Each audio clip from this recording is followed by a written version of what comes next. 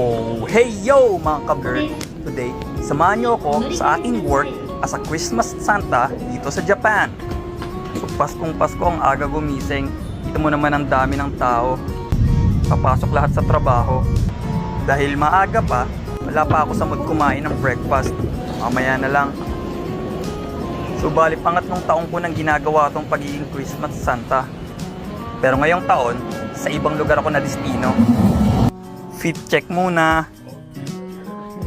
O diba ang payat ng Santa nyo? Puro oatmeal kasi kinakain. At eto na, lalabas na ako. Ang polite naman ni Santa, nagbabaw.